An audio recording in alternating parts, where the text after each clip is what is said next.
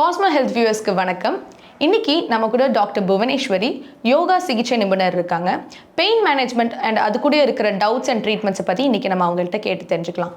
வணக்கம் மேம். வணக்கம்மா. இப்போ பொதுவாகவே பார்த்தீங்கன்னா வயசானவங்களுக்கு தான் இந்த மூட்டு வலி முதுகு வலி அந்த மாதிரி எல்லாம் வரும். ஆனால் இப்போ இருக்கிற காலகட்டத்தில் யங்ஸ்டர்ஸ் தான் அவங்களுக்கு நிறையா எப்படி சொல்கிறது, ரொம்ப நேரம் வண்டியிலேயே போயிட்டு இருக்கிறனால முதுகு வலியோ, இல்லை ஐடி பீப்புள்ஸ்லாம் டெஸ்கில் உட்காந்துட்டு வேலை பார்க்குறனால முதுகு வலி, இல்லை ஃபோன் நம்ம நிறையா கீழே பார்க்குறனால கழுத்து வலி அப்படின்ட்டு பல வலிகள் இப்போ யங்ஸ்டர்ஸ்க்கு தான் விதவிதமாக வருது. ஸோ இந்த மாதிரியான வலிகளெல்லாம் நம்ம தவிர்க்கிறதுக்கு இல்லை குறைக்கிறதுக்கு ஏதாவது முத்திரைகள் ஆசனங்கள் இருக்கா மேம்? நிறைய இருக்குமா.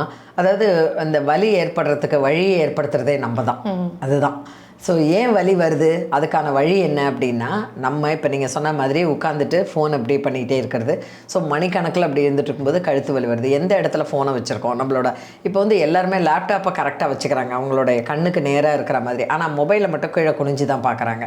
படுத்துக்கிட்டு பார்க்குறது, உட்காந்துட்டு பார்க்குறது, சாஞ்சு உட்காந்துட்டு பார்க்குறது, இந்த மாதிரி பண்ணுறாங்க. இதனால் வலி வருது. அதே மாதிரி பைக்கில் போகும்போது கரெக்டாக இந்த ஷோல்டரை நல்லா பேக்கில் தள்ளி கரெக்டாக கையை வச்சுட்டு போகணும். அது ரொம்ப இம்பார்ட்டண்ட்டு. ஸோ இப்போ வயசானவங்களுக்கு வர வலியை விட இப்போ நம்ம யங்ஸ்டர்ஸ்க்கு இருக்கிற வலியை பற்றி தான் அதிகமாக பேச போகிறோம். ஏன்னா இப்போ நீங்கள் சொன்ன மாதிரி நிறைய பேருக்கு நிறைய வலிகள் இருக்குது அப்படின்னா அதுக்கு காரணம் என்ன அப்படின்னு பார்த்தீங்கன்னா, ரெண்டு விஷயம். என்னென்னா, நம்ம வேலையே செய்கிறது கிடையாது, எல்லாமே உட்காந்து பண்ணுற மாதிரி பண்ணுறோம், ஈஸியாக பண்ணுற மாதிரி பண்ணுறோம். ஒன்று. ரெண்டாவது, நம்ம உடம்புல இருக்கக்கூடிய ஜாயின்ஸையும் நம்ம நர்வஸ் சிஸ்டத்தையும் நம்ம யூஸ் பண்ணுறதே கிடையாது. எல்லாத்தையும் அதாவது ஒரு ஒரு ஒரு பொருள் இருக்குது அப்படின்னா அந்த பொருளை நல்லா உபயோகப்படுத்தினா தான் அதனோட யூட்டிலிட்டி நமக்கு கிடைக்கும். இப்போ கை இருக்குது அப்படின்னா நம்ம இவ்வளோ தூரத்துக்கு தான் தலையை வரோம். கையை நம்ம தூக்கிறதே கிடையாது, கையை தூக்கிறது கிடையாது, ட்விஸ்ட் பண்ணுறது கிடையாது, எதுவுமே பண்ணுறது கிடையாது. உதாரணத்துக்கு இந்த சேர் இருக்குது. இப்போ இங்கே ஒரு அலமாரியில் ஒரு இது இருக்குது அப்படின்னா நான் கையை திருப்பி இப்படி எடுக்காமல் நான் பாடியை இப்படி திருப்பிப்பேன். ஸோ என்னோடய உடம்பையே திருப்பி இது பண்ணிக்கிறேன். இதனால் என்ன ஆகுது அப்படின்னா, நம்ம உடம்புல இருக்கக்கூடிய ஜாயின்ஸ் எல்லாம், லிகமெண்ட்ஸ் எல்லாம் நம்ம யூஸ் பண்ணுறதே கிடையாது, சரியாகவே யூஸ் பண்ணுறது கிடையாது. மிஞ்சி மிஞ்சி போனால் இந்த மாதிரி லேப்டாப் இப்படி தட்டுறதுக்கு இது இவ்வளோத்துக்கு தான் யூஸ் பண்ணிக்கிறோம். நம்ம எவ்வளோக்கு எவ்வளோ உடம்பை வளைச்சி திருப்பி குனிஞ்சி கீழே உட்காந்து மேலே உட்காந்து வேலைகளை செய்கிறோமோ அவ்வளோக்கு அவ்வளோ நம்மளோட உடம்பு ஆரோக்கியமாக இருக்கும். அது இல்லை அப்படிங்கும்போது ஏற்படக்கூடிய வலிகளை எப்படி சமாளிக்கிறது? நம்பர் 1, முதல்ல காலையில் எழுந்தோடனே யங்ஸ்டர்ஸ், நான் சொல்கிறது பார்த்திங்கன்னா 15 வயசுலேருந்து 35 வயசுக்குள்ளே இருக்கக்கூடிய யங்ஸ்டர்ஸ்க்கு வர வலிகளை பற்றி சொல்கிறேன். இவங்களுக்கெல்லாம் நார்மலாக முதல்ல வர்றது எதுன்னு பார்த்திங்கன்னா, அடிக்கடி வர்றது தலைவலி. இந்த தலைவலியை எப்படி சரி பண்ணுறது அப்படின்னு பார்த்தா, இந்த தலைவலிக்கு நான் முதல்ல சொன்ன மாதிரி முதல்ல ஹைட்ரேட்டாக இருக்கணும் பாடி, நிறைய தண்ணி குடிக்கணும், கரெக்டு நேரத்துக்கு சாப்பிடணும், நல்லா தூங்கணும். இது 3 தான் முதல் ஸ்டெப்பு. அடுத்தது ஸ்ட்ரெஸ்ஸு. நம்ம ஸ்ட்ரெஸ் லெவல் எவ்வளோ இருக்குது அதை குறைக்கணும். அதுக்கு அடுத்தது பார்த்திங்கன்னா, நம்மளுக்கு தேவையான கண்ணை கரெக்டாக வைக்கிற மாதிரி நம்மளுடைய லேப்டாப்பாக இருக்கட்டும், எதுவாக இருக்கட்டும், டிவியாக இருக்கட்டும், எதுவுமே நம்ம கண்ணுக்கு நேராக ஒரு நேர்கோட்டில் இருக்கிற மாதிரி இருக்கணும். குனிஞ்சோ இல்லை ரொம்ப நிமிந்தோ பார்த்துக்கிட்டோ இருக்கக்கூடாது. இது ரொம்ப இம்பார்ட்டண்ட். அடுத்தது பார்த்திங்கன்னா, கார் ட்ரைவ் பண்ணும்போதும் நம்ம பைக் ட்ரைவ் பண்ணும்போதும் நம்மளோட ஹைட்டு, அதாவது நமக்கு பிடிச்ச பைக்கை வாங்கிறத விட நம்மளோட ஹைட்டுக்கு நம்மளோட கையினுடைய அளவுக்கு நம்ம கரெக்டாக இருக்கா அப்படிங்கிறது பார்க்கணும். பிடிச்சதை வாங்கிட்டு நம்ம உடம்புல நிரந்தரமாக ஒரு வலியோட இருக்கக்கூடாது. அடுத்தது பார்த்திங்கன்னா, வாக் பண்ணுறது. கால் வலி, மூட்டு வலி, இடுப்பு வலி வராமல் இருக்கணும் அப்படின்னா நிறைய வாக் பண்ணணும். இது ரொம்ப இம்பார்ட்டண்ட்டு. நம்பர் 1. நம்பர் 2, அடுத்தது பார்த்திங்கன்னா, sofa, dining table, dressing table, எல்லா இடத்துலையும் இப்போ குஷன் வந்துடுச்சு. எவ்வளோக்கு எவ்வளோ குஷன் சாஃப்டில் உட்காரமோ அவ்வளோக்கு அவ்வளோ நம்ம பாடியும் ஸ்பாஞ்ச் மாதிரி ஆகிடும். எவ்வளோக்கு எவ்வளோ ஹார்ட் சர்ஃபேஸில் இருக்கமோ அவ்வளோக்கு அவ்வளோ நம்ம பாடி ஸ்ட்ராங்காக இருக்கும்.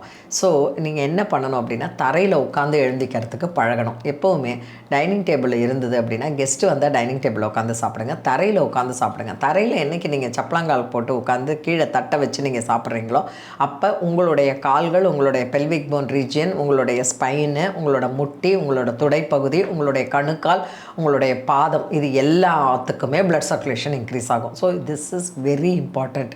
இது ரொம்ப முக்கியம். அடுத்தது நம்ம முத்ராவுக்கு வருவோம். இது முதல்ல கைகளை இப்படி வச்சுட்டு, இது பிருத்திவி முத்ரா. இது என்ன ஆகும் அப்படின்னா, உடம்புல ஏற்படுற பல வலிகளுக்கு இது பல வலிகளை குறைக்கிறதுக்கு இது ஆதாரமாக இருக்கும். ஸோ 2 கைகளையும் இப்படி வச்சுட்டு உங்களுடைய மோதிர விரலையும் கட்டை விரலையும் சேர்த்து இப்படி வச்சுக்கணும். இதுக்கு பேர் பிருத்திவி முத்ரான்னு பேர். இதை உங்களுடைய தொடைப்பகுதி மேலே இப்படி வச்சுக்கணும். தொடைப்பகுதி மேலே வச்சுட்டு கண்ணை மூடிக்கிட்டு நல்ல மூச்சை பொறுமையாக இழுத்து பொறுமையாக விடணும். ஒரு 25 முறை. இது ரொம்பவே இம்பார்ட்டண்ட்டு, இந்த பிருத்திவி முத்ராங்கிறது. இதை தொடை மேலே வச்சுக்கிறது. அடுத்தது நீங்கள் பார்த்தீங்கன்னா பிரான் முத்ரா.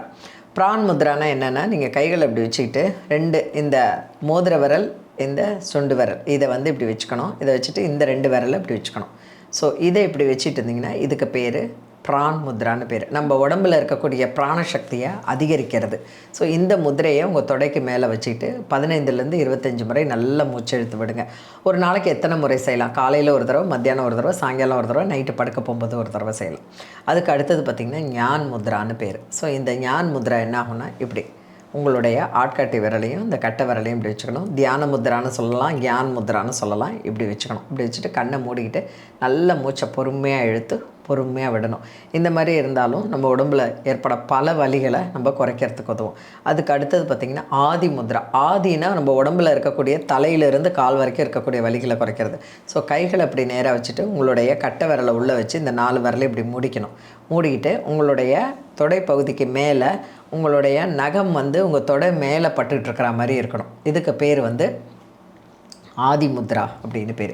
இந்த ஆதி முத்ராவை அப்படியே கண்ணை மூடிக்கிட்டு ஒரு 15லேருந்து 25 முறை மூச்சு இழுத்து விடலாம்.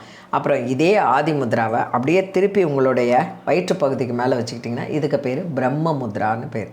ஸோ இந்த முத்ராவை அப்படியே கண்ணை மூடிக்கிட்டு நல்ல மூச்சை பொறுமையாக இழுத்து பொறுமையாக விடுறது. ஒரு 15-25 முறை நல்ல மூச்சை இழுத்து விட்டுட்டு இதை பண்ணலாம். இது வந்து முதிரைகளை பொறுத்த வரைக்கும். பெயின் ரிலீஃப் அப்படிங்கும்பொழுது ஆசனங்களை பொறுத்த வரைக்கும் எந்தெந்த இடத்துல பெயின் இருக்குது. இப்போ பார்த்தீங்கன்னா உங்களுக்கு ரிஸ்ட்டு பெயின் இருக்குது, கை அப்படி பண்ணும்போது வலிக்குது, இந்த கை வலிச்சிக்கிட்டே இருக்குது, இல்லை நான் ரொம்ப நாள் லேப்டாப் பண்ணி வலிக்குது அப்படின்னா இதுக்கு ஆசனங்கள்னு இல்லாமல் கையை வந்து நல்லா நீங்கள் இப்படியே ஒரு 2 ஹவர்ஸ்க்கு ஒரு தடவை நீங்கள் லேப்டாப்பில் ஒர்க் பண்ணும்போது நல்லா clockwise and anticlockwise நல்லா பண்ணணும். அப்புறம் இந்த விரலை வந்து நல்லா அப்படி நல்லா இது பண்ணிவிட்டு பண்ணணும். இப்போ வந்து நிறைய இன்ஸ்ட்ருமெண்ட் எல்லாம் வந்துடுச்சு கை விரல்களுக்கு வந்து இது ஸ்ட்ரெங்தன் கொடுக்கறதுக்கு. நீங்கள் சும்மா இருக்கும்போது இந்த ஸ்மைலி பால் இருக்குல்ல, அதை பண்ணுறதை விட இன்னொன்று இருக்குது. அதாவது ஒரு ஹேண்ட்லர்னு ஒன்று இருக்குது. அதாவது ஒரு இரும்பு ஹேண்ட் இதில் இருக்கும். அதை வந்து வச்சு இந்த ஸ்போர்ட்ஸ் ஷாப்பில் எல்லாம் அது கிடைக்கும். அதை கையை விட்டுட்டு நல்லா அப்படி பண்ணோம்னா இந்த விரல்களுக்கு வந்து நல்ல ஒரு ஸ்ட்ரெங்தன் கிடைக்கும். முன்னாடியெல்லாம் என்ன பண்ணாங்க அப்படின்னு பார்த்தீங்கன்னா கீழே உட்காந்து காய் நறுக்கிறது எல்லாம் பண்ண ஆரம்பித்தாங்க. ஸோ காய்களை இப்படி நறுக்கிறது, கைகளால் அம்மியை அரைக்கிறது, எப்படி பண்ணுறது, இந்த இயந்திரம் இருக்கிறது, ஆட்டுக்கள், இதனாலலாம் என்னன்னா எல்லா ஜாயின்ஸுக்கும் நமக்கு நிறைய இது கிடச்சிது, நமக்கு மூமெண்ட் கிடச்சிது. அந்த மூமெண்ட் ஏன் பண்ணுறோம் அப்படின்னா அது லூப்ரிகேஷன். ஒவ்வொரு இது பண்ணும்பொழுதும் அந்தந்த இடங்களுக்கு நிறைய எக்ஸசைஸ் கிடைக்கும். இப்போ அது மாதிரிலாம் இல்லாமல் கட் பண்ணுறோம், இல்லைனா ஒரு மிஷினை வச்சு இப்படி கட் பண்ணால் அந்த காய் எல்லாமே கட் ஆகிடுது, பொடி பொடியாக கட் ஆகிடுது. ஸோ அது வந்து தப்புன்னு சொல்ல வரல. இன்றைக்கி இருக்கக்கூடிய காலகட்டத்துக்கு நம்ம அவசர யுகத்துக்கு அதெல்லாம் பண்ணுறோம். ஆனால் எக்ஸசைஸ் பண்ணணும். எதெல்லாம் நம்ம தவிர்த்துட்டோமோ அதை எக்ஸசைஸாக இப்போ நம்ம பண்ணும்போது அது ரொம்ப, இப்போ கழுத்து வலி இருக்கும்போது கழுத்தை என்ன பண்ணணும், மெதுவாக ரைட் டு லெஃப்ட்டு நல்லா ரைட் டு லெஃப்ட்டை டர்ன் பண்ணிட்டு நல்லா மேலேருந்து கீழே எவ்வளோக்கு எவ்வளோ இதை கழுத்தை அப்படி பண்ணுறோமோ அதுக்கப்புறம் மெதுவாக ரொட்டேட்டு. ஆனால் வெர்டிகோ ப்ராப்ளம் இருக்கிறவங்க இதை பண்ணக்கூடாது. ஸோ மெதுவாக அப்படியே ரொட்டேட் பண்ணணும், clockwise and anticlockwise பண்ணணும். அப்புறம் இடுப்பை மெதுவாக அசைக்கிறது. எந்தெந்த இடத்துல பெயின் இருக்கோ அந்தந்த பெயினுக்குன்னு சில ஆசனங்கள் இருக்குது. இப்போ வந்து நம்ம வந்து மொத்தமாக எல்லாமே செய்யுங்க அப்படின்னு சொல்ல முடியாது. யார் யாருக்கு என்னென்ன பெயின் இருக்கோ அதுக்கு தகுந்த மாதிரி. இப்போ முட்டியில் வலி இருக்குது அப்படின்னா கீழே படுத்துட்டு காலை நல்லா நீட்டிட்டு ரைட் லெக்கை ஃபோல்டு பண்ணி ஸ்ட்ரெச் பண்ணணும், லெஃப்ட் லெக்கை ஃபோல்டு பண்ணி ஸ்ட்ரெச் பண்ணணும், ரைட் லெக்கை ஃபோல்டு பண்ணி நல்லா சைடில் அப்படி இது பண்ணிவிட்டு ஸ்ட்ரெச் பண்ணணும். அதே மாதிரி லெஃப்ட் லெக்கை ஃபோல்டு பண்ணி ஸ்ட்ரெச் பண்ணணும். இந்த மாதிரியெல்லாம் பண்ணும்பொழுது உங்களுக்கு நல்ல ஒரு இது இருக்குது. அதே மாதிரி முதுகு வலி இருக்குது, நமக்கு வந்து பின்னாடி கழுத்து வலி இருக்குது, அவங்களுக்கெல்லாம் வியாகிரக ஆசனான்னு இருக்குது, அதாவது கேட் போஸ் இருக்குது. அந்த வியாகிரக ஆசனா பண்ணும்போது இன்னும் அவங்களுக்கு நல்ல எஃபெக்ட் கிடைக்கும். ஸோ இந்த மாதிரி ஒவ்வொரு இடத்துல எங்கெங்கெல்லாம் பெயின் இருக்கோ அதுக்கு தகுந்த மாதிரி ஆசனங்கள் பண்ணுறது நல்லது. Okay ma'am. இப்போது இதை தவிர்த்து பார்த்தீங்கன்னா இப்போ இருக்கிற யங்ஸ்டர்ஸ் நிறைய பேருக்கு வந்துட்டு ஃபோன் நிறையா பார்க்குறதுனால கூன் விழுவுது. நிறைய பேருக்கு இதனால் பாடி போஸ்டரே வந்துட்டு அவங்களுக்கு டோட்டலாக டிஃப்ரெண்ட் ஆயிடுது. கூன் அப்படியே நிமிர்ந்து உட்காந்துற பழக்கமே இல்லாமல் போயிடுது. ஸோ இந்த கூன் விழுகிறத தடுக்கிறதுக்கு இல்லை இதை குறைக்கிறதுக்கு ஏதாவது ஆசனங்கள் இருக்கா மேம்? இருக்குமா. அதாவது முதல்ல என்ன பண்ணணும்னா நமக்கு கூன் விழுது அப்படின்னு யாராவது சொன்னால் அதை அக்செப்ட் பண்ணிக்கணும். நான் எல்லாம் நல்லா தான் நடக்கிறேன், நான் எல்லாம் கரெக்டாக தான் இருக்கேன் அப்படின்னு சொல்லக்கூடாது. நீ வந்து குனிஞ்சு குனிஞ்சு நடக்கிறேன், நீ வந்து கூன் போடுற, அசிங்கமாக இருக்குது, ட்ரூப்பிங் ஷோல்டராக இருக்குது அப்படின்னு சொல்லும்போது அதை நம்ம வந்து கேட்டுக்கணும். அதை வந்து நம்ம கேட்டுக்கிட்டு என்ன பண்ணணும், இந்த ஷோல்டரை வந்து ஓப்பன் பண்ணி உட்கார்றதுக்கு ட்ரை பண்ணணும், கான்ஷியஸாக உட்கார ட்ரை பண்ணணும். அதே மாதிரி நடக்கும்போதும் ஷோல்டரை நிமித்தி நடக்கிறதுக்கு ட்ரை பண்ணணும். அதுக்கப்புறம் புஜங்காசனா, இந்த கோன் விடுறதுக்கு ஒரு ரொம்ப நல்ல ஆசனா. இந்த புஜங்காசனாவில் மொத்தம் 6 ஸ்டேஜஸ் இருக்குது. சரி, ஒரு ஸ்டேஜஸாக இந்த புஜங்காசனா பண்ணும்போது இது வந்து கழுத்து வலி வந்து சரியாகும். ஆனால் இந்த கூன் விழும்போது சில பேருக்கு கழுத்து வலியும் இருக்கும். இப்போ வந்து நம்ம அந்த 6 ஆசனம் என்னன்னு செஞ்சு காமிக்க முடியாது. ஏன்னா யார் யாருக்கு எப்படிப்பட்ட வலி இருக்குது அப்படிங்கிறத பார்க்கணும். அது மாதிரி பார்க்கும்போது நேரில் வரும்போது அவங்களுக்கு ஈஸியாக நம்ம சொல்லிக் கொடுக்கலாம் அவங்களுக்கு எப்பேற்பட்ட வலி இருக்குது. ஏன்னா எதுவுமே இப்போது நம்ம வந்து சொல்லிடுறோம், அவங்களும் செஞ்சிடுறாங்க. ஆனால் அது செய்யும்போது அதில் தப்பு வந்துச்சுன்னா நீங்கள் தப்பு பண்ணுறீங்க அப்படின்னு டிவியில் தெரியாது. அவங்க பாட்டுக்கு அவங்க தப்பாகவே பண்ணிக்கிட்டு போயிட்டுருப்பாங்க. ஆசனங்கள் வந்து எவ்வளோக்கு எவ்வளோ சரியாக பண்ணும்போது அதுக்கு நல்ல எஃபெக்ட் கிடைக்குதோ, தப்பாக பண்ணும்போது ரிவர்சபிள் எஃபெக்ட்டும் கிடைக்கும்.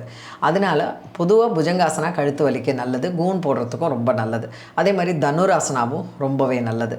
அதே மாதிரி பார்த்திங்கன்னா திரிகோணாசனா பண்ணும்போது அந்த ஷோல்டர் வந்து ஸ்ட்ரைட்டன் ஆகிறதுக்கான வழியும் நிறைய இருக்குது. அதே மாதிரி கான்ஷியஸாக பைக்கில் போகும்போதும் காரில் போகும்போதும் நீங்கள் வந்து உட்கார்ந்துருக்கும் போதும் நீங்கள் ஷோல்டரை எப்போவுமே நிமிர்ந்து நடுங்க.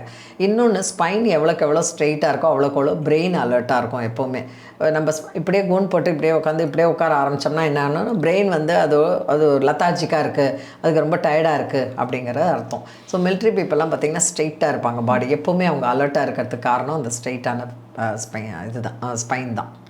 இப்போது இந்த முத்திரை ஆசனங்களை தவிர்த்து உணவு முறைகள் நம்ம என்னென்னலாம் நம்ம ஃபாலோ பண்ணோம்னா இந்த மாதிரியான பெயின்லேருந்து நம்ம முன்னெச்சரிக்கையாக நம்ம தவிர்த்துக்கலாம்? அதாவதுமா உணவு அப்படின்னு எடுத்துக்கும் போது பெயின் ஏன் வருது அப்படின்னு பார்த்திங்கன்னா இன்ஃப்ளமேஷன். நம்ம உடம்புல வந்து நிறைய இன்ஃப்ளமேஷன் இருக்கிறதுனால தான் இந்த மாதிரி வருது. இன்ஃப்ளமேஷனுக்கு காரணமே என்னென்னு அப்படின்னு பார்த்திங்கன்னா ஹெவி எக்ஸஸ் ஸ்வீட் இருக்கிறது, அதே மாதிரி ஆயில் ஃபுட்டு, பேக்கரி ஃபுட்டு, இது எல்லாமே இன்ஃப்ளமேஷனுக்கு காரணமாக இருக்கும். ஸோ இது எல்லாமே அதே மாதிரி ப்ரிசர்வேட்டிவ் ஃபுட்டு, நீங்கள் கேன் ஜூஸு, அதே மாதிரி டப்பாவில் இருக்கக்கூடிய ஜூஸு, இதெல்லாம் நேச்சுரல் ஜூஸுன்னு போட்டால் கூட அது ப்ரிசர்வேட்டிவ் தான். எது நேச்சுரல் ஜூஸ் அப்படின்னு பார்த்தீங்கன்னா உங்கள் கண் எதிர்க்க பழத்தை பிழிஞ்சி எடுத்து வைக்கிறாங்க பார்த்தீங்களா, அதுதான். அந்த நேச்சுரல் ஜூஸே என்ன ஆகும் அப்படின்னு பார்த்தீங்கன்னா ஒரு 20 நிமிஷத்துக்குள்ளார அதை குடிச்சிடணும். அந்த 20 நிமிஷத்துக்குள்ளார குடிக்கலைன்னா அந்த ஃபெர்மெண்ட் ஆக ஆரம்பிச்சிடும். இதுதான் நேச்சுரலாக.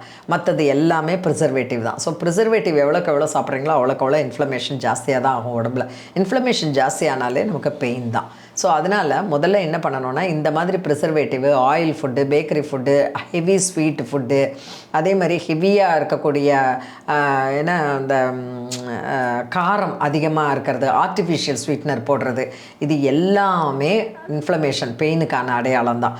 அதே சமயத்தில் எதெல்லாம் நம்ம சாப்பிடலாம் அப்படின்னு பார்த்திங்கன்னா மிதமான உணவு, நல்ல வெஜிடபிள்ஸு, ஃப்ரூட்ஸு, மெதுவான காரம், அதே மாதிரி பார்த்திங்கன்னா கொஞ்சம் ரொம்பவும் காரம் இல்லாமல் ரொம்பவும் சப்புன்னு இல்லாமல் இருக்கக்கூடிய ஃபுட்டு. அதே மாதிரி பார்த்திங்கன்னா நிறைய தண்ணி குடிக்கிறது, நிறைய வெஜிடபிள்ஸ் எடுத்துக்கிறது. அதே மாதிரி இன்னொரு முக்கியமான விஷயம் பார்த்திங்கன்னா இப்போ நம்ம டிஸ்கஸ் பண்ண நிறைய சப்ஜெக்ட்டுங்கள் எல்லாம் பார்த்திங்கன்னா முதல் ரீசன் என்னென்னா அதீதமான உப்பு வந்து நம்ம நிறைய எடுத்துக்கிறோம். உப்பு, காரம், இது ஆயில், இது மூணுத்தையும் நீங்கள் அவாய்ட் பண்ணாலே நிறைய உடம்புல பெயின் இருக்காது. உப்பு, காரம், அதுக்கப்புறம் பார்த்திங்கன்னா ஆயில், இந்த மூணுத்தையும் குறைக்கணும். மூணுத்தையும் குறைச்சிட்டு நிறைய வெஜிடபிள்ஸு, நிறைய ஃப்ரூட்ஸு, நிறைய தண்ணி, நல்ல தூக்கம், இது வந்து பெயினை குறைக்கும். பெயினை அதிகப்படுத்துறது அதீதமான காரம், அதீதமான ஒரு ஆயில், அதீதமான வெளி ஃபுட்டு, க்ரீம் நிறைய சாப்பிட்றது, இந்த மாதிரி இருக்கிறதெல்லாம் இது பண்ணும்.